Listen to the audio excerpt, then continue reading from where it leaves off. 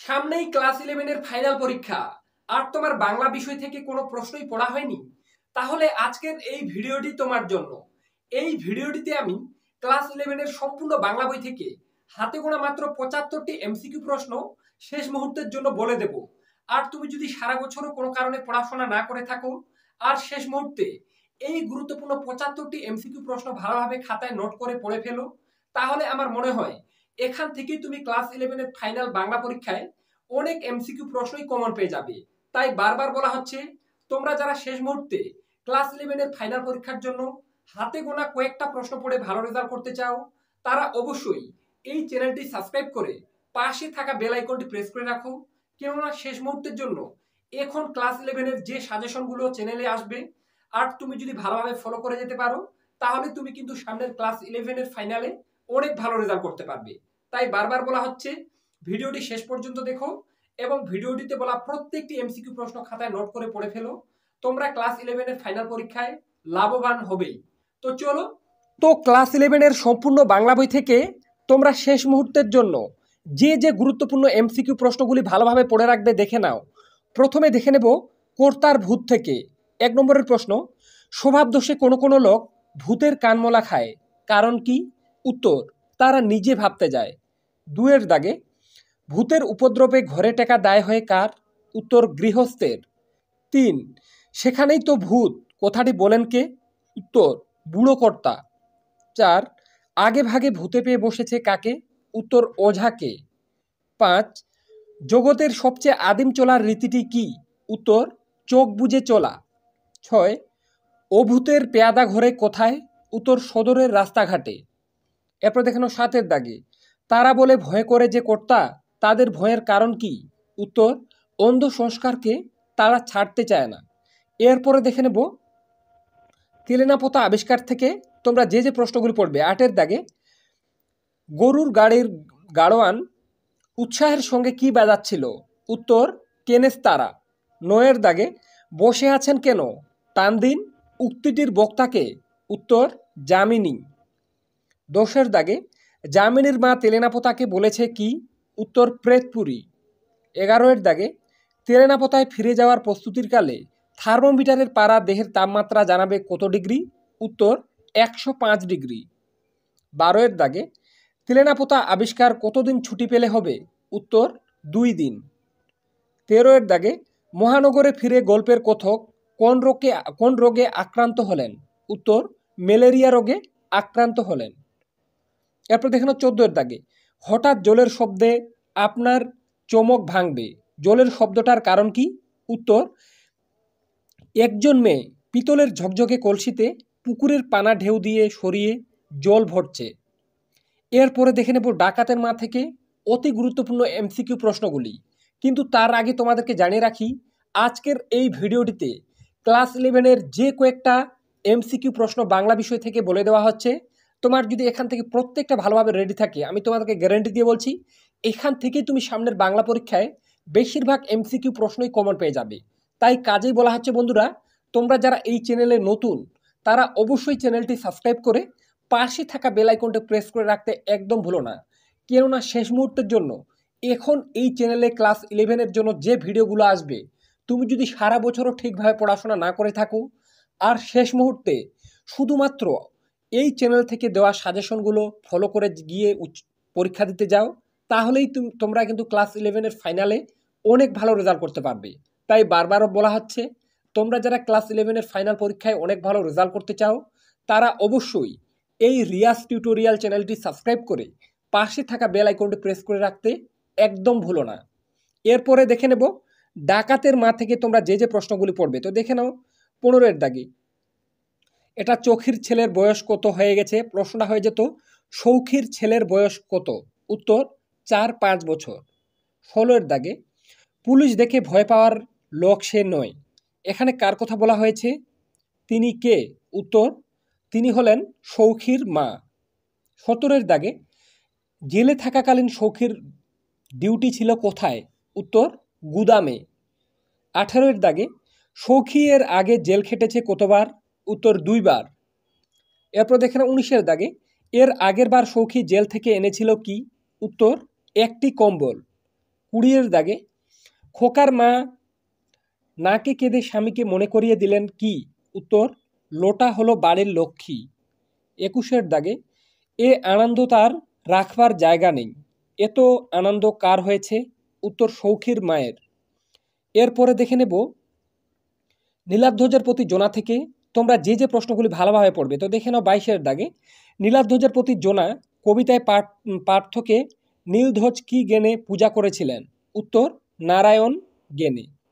তো প্রত্যেকটা প্রশ্ন খুবই গুরুত্বপূর্ণ, ভালোভাবে পড়ে রাখবে, কোনো প্রশ্ন বাদ দিবে না, কেননা এখান থেকে প্রত্যেকটা প্রশ্ন বিভিন্ন তোমাদের যে টেস্ট পরীক্ষাগুলো ইতিমধ্যে হয়ে গেছে, বারবার কমন এসেছে, তাই আমি বলে রাখছি এখানকার বেশিরভাগ প্রশ্ন তোমরা যদি ভালোভাবে পড়ে রাখতে পারো তোমরা তোমাদের বাংলা পরীক্ষায় বেশিরভাগ এমসিকিউ প্রশ্নই কমন পেয়ে যাবে। এরপরে দেখে নাও 23-এর দাগে ধীবর জননী পিতা ব্রাহ্মণ, এদের সন্তানকে? উত্তর, বাসদেব। এরপরে দেখে নাও 24-এর দাগে নীলধ্বজের প্রতি জোনা রচনাটি কোথা থেকে নেওয়া হয়েছে? উত্তর, বীরাঙ্গনা কাব্য থেকে। 25-এর দাগে দুঃখের কথা হায় কবকারে বক্তা কে? উত্তর, জোনা। 26-এর দাগের প্রশ্ন নীলধ্বজের প্রতি জোনা পত্র কবিতার উপাদান আছে মহাভারতের কোন পর্বে? উত্তর, অশ্বমেধ পর্বে। এরপর দেখে নাও 27-এর দাগে নীলধ্বজের প্রতি জোনা পত্রিকাটি বীরাঙ্গনা কাব্যের কততম পত্র? উত্তর, 11তম পত্র। এরপরে দেখে নেব বাড়ির কাছে আরশিনগর থেকে তোমরা যে যে প্রশ্নগুলি পড়বে, কিন্তু তারপরেও আবারও বলে রাখি তোমরা যারা চ্যানেলের নতুন বন্ধুরা অবশ্যই চ্যানেলটি সাবস্ক্রাইব করে রাখো, যাতে তোমরা শেষ মুহূর্তে হাতে গোনা মাত্র কয়েকটা প্রশ্ন পড়ে ক্লাস 11-এর ফাইনালে ভালো রেজাল্ট করতে পারো। তো চলো দেখে নেব বাড়ির কাছে আরশিনগর থেকে তোমরা যে যে প্রশ্নগুলি পড়বে। তো দেখে নাও 28-এর দাগে ও তার নাই কিনারা নাই তরণী পারে, তরণী শব্দের অর্থ কি? উত্তর, নৌকা। 29-এর দাগে আরশি শব্দের অর্থ কি? উত্তর, আয়না। 30-এর দাগে আরশিনগরে বাস করেন কে? উত্তর, পড়শি। 31-এর দাগে লালন ও পড়শির মধ্যে দূরত্ব কত? উত্তর, লক্ষ যোজন। এরপরে দেখে নেব দ্বীপান্তরের বন্দিনী থেকে তোমরা যে যে প্রশ্নগুলি ভালোভাবে পড়বে। তো দেখে নাও 32-এর দাগে দ্বীপান্তর কথার অর্থ কি? উত্তর, অন্যদ্বীপ। 33-এর দাগে পুণ্যবেদীর শূন্যে কতদিন ক্রন্দন ধ্বনিত হয়েছে? উত্তর, 150 বছর। এরপর দেখে নাও 34-এর দাগে দ্বীপান্তরের বন্দিনী কবিতাটির মূল কাব্যগ্রন্থের নাম কি? উত্তর, ফণী মনসা। এরপরেই দেখে নেব নুন থেকে তোমরা যে যে প্রশ্নগুলি ভালোভাবে পড়বে। 35-এর দাগে বাড়িতে ফেরার পথে কিনে আনি, কি কিনে আনার কথা বলা হয়েছে? উত্তর, গোলাপ চারা। 36-এর দাগে খেতে বসে এটা রাগ চড়ে যায় হবে। তো প্রশ্নটা ভুল করে টাইপিং মিসের কারণে একটু উলটপালট হয়ে গেছে, তোমরা দেখে নেবে, হয়ে যেত খেতে বসে রাগ চড়ে যায় কেন? উত্তর, ঠান্ডা ভাতে নুন নেই বলে। এরপর দেখে নাও 37-এর দাগে নুন কবিতায় কথকের দিন যায় কিভাবে? উত্তর, অসুখে ধার দেনাতে। 38-এর দাগে আমরা তো সামান্য লোক, সামান্য কথাটির তাৎপর্য কি? উত্তর, অবহেলিত লাঞ্ছিত মানুষ। এরপর দেখে নাও 39-এর দাগে মাঝে মাঝে চলেও না দিন, বাড়ি ফিরি ড্যাশ। উত্তর হয়ে যাবে দুপুর রাতে। এরপরে দেখে নেব সুয়েজ খালে হাঙর শিকার থেকে তোমরা যে যে প্রশ্নগুলি ভালোভাবে পড়বে। তো দেখে নাও 40-এর দাগে কার উৎসাহে হাঙর ধরার উপকরণ সংগৃহীত হয়েছিল? উত্তর, সেকেন্ড ক্লাসের ফৌজির। এরপরে দেখে নাও 41-এর দাগে যে মাছগুলি হাঙরের আশেপাশে ঘুরছিল, পিঠে চড়ে বসছিল, তাদের নাম কি? উত্তর, চোষক মাছ। 42-এর দাগে যে মাছ দেখে লেখকের হাঙরের বাচ্চা মনে হয়েছিল, তার নাম কি? উত্তর, বনিটো মাছ। এরপর 43-এর দাগে সুয়েজ খাল কে খনন করেন? উত্তর, ফার্ডিন্যান্ড লেসেন্স। এরপর দেখেন 44-এর দাগে সুয়েজ খাল কোন দুটি সাগরকে যুক্ত করেছিল? উত্তর, ভূমধ্য সাগর ও লোহিত সাগর। এরপর দেখেন 45-এর দাগে রেড সি পার হয়ে লেখকদের জাহাজ সুয়েজ বন্দরে পৌঁছায় কবে? উত্তর, 14 জুলাই। এরপরে দেখে নেব গুরুত্বপূর্ণ প্রবন্ধ গ্যালিলিও থেকে তোমরা যে যে প্রশ্নগুলি ভালোভাবে পড়বে, কিন্তু তার আগে আবারও বলে রাখি চ্যানেলে নতুন হয়ে থাকলে অবশ্যই চ্যানেলটি সাবস্ক্রাইব করে রাখো, কেননা শেষ মুহূর্তের জন্য এই চ্যানেল থেকে তোমরা অনেক উপকার পাবে। তাই বারবার বলা হচ্ছে চ্যানেলে নতুন হয়ে থাকলে চ্যানেলটি সাবস্ক্রাইব করে পাশে থাকা বেল আইকনটা প্রেস করে রাখতে একদম ভুলো না। তো দেখে নাও গ্যালিলিও থেকে অতি গুরুত্বপূর্ণ প্রশ্নগুলি। 46-এর দাগে সেই গ্রিক দার্শনিকের কথা সকলেই মাথা পেতে নেয় নির্বিচারে, সেই দার্শনিকের নাম কি? উত্তর এরিস্টটল। 47-এর দাগে গ্যালিলিও ডাক্তারিতে যখন ভর্তি হন তখন তার বয়স ছিল কত? উত্তর 17। 48-এর দাগে বাড়ি হয়ে উঠল ফ্যাক্টরি কারুশালা, এখানে কার বাড়ির কথা বলা হয়েছে? উত্তর গ্যালিলিওর। এরপর দেখেন 49-এর দাগে গ্যালিলিওর দূরবীনে যা ধরা পড়েছিল কি? উত্তর বৃহস্পতির চাঁদের ছবি। 50-এর দাগে 1609 সালে ঘটল এক অদ্ভুত ব্যাপার, নতুন ব্যাপারটি কি? উত্তর দূরবীন আবিষ্কার। এরপর দেখে নাও 51-এর দাগে গ্যালিলিওকে কারারুদ্ধ করা হবে কারণ কি? উত্তর তিনি যদি তার মতো প্রচার ও আলোচনা বন্ধ করতে অস্বীকৃত হন। এরপরে দেখে নেব ভাষা অংশ থেকে তোমরা যে যে প্রশ্নগুলি ভালোভাবে পড়বে। তো দেখে নাও 52-এর দাগে বাংলা ভাষার উদ্ভব হয়েছিল কোথা থেকে? উত্তর মাগধী অবভ্রংশ থেকে। 53-এর দাগে অবিশ্রুতি যে উপভাষার বৈশিষ্ট্য সেটি কি? উত্তর রাঢ়ী। 54-এর দাগে মধ্য ভারতীয় আর্য ভাষার আনুমানিক সময়কাল কত? উত্তর 600 খ্রিস্টপূর্ব থেকে 900 খ্রিস্টাব্দ। 55-এর দাগে সাঁওতালি ভাষার লিপির নাম কি? উত্তর অলচিকি। 56-এর দাগে বাংলা ভাষার জন্ম হয়েছে কোথা থেকে? উত্তর মাগধী প্রাকৃত থেকে। এরপর দেখে নাও 57-এর দাগে তৎসম বা সংস্কৃত শব্দের প্রাধান্য রয়েছে এমন ভাষারীতি কোনটি? উত্তর সাধু। এরপর দেখে নেব 58-এর দাগে অতি গুরুত্বপূর্ণ প্রশ্নটি। তো দেখে নাও তামিল জনগোষ্ঠী কোন জনগোষ্ঠীর বংশধর? উত্তর দ্রাবিড় গোষ্ঠীর বংশধর।